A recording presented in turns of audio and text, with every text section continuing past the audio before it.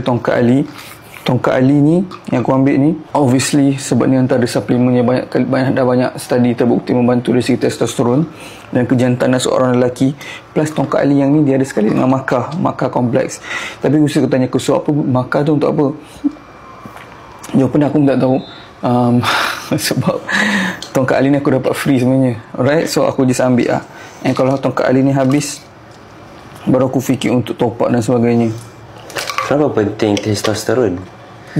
Kalau testosteron kau tak function, first kau katakan jadi kejantanan sejati lah. Lepas tu kedua kau akan makin sentiasa murung.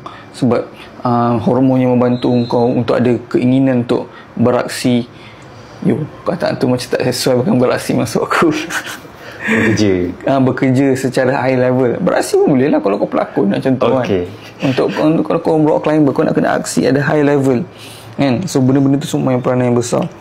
And trust me, kalau kau dah pernah rasa testosteron rendah, kau murung, duduk tak kena matahari, kau dah pernah pijak rumput, duduk atau atas, duduk pijak atas rumput dan kena matahari yang cukup, hidupan kau akan langit tinggi dan rendah. So banyaknya benda kau makan sekaligus bro. Kau marah. Kita lelaki ni kita tak komplain banyak. Okay, bismillah.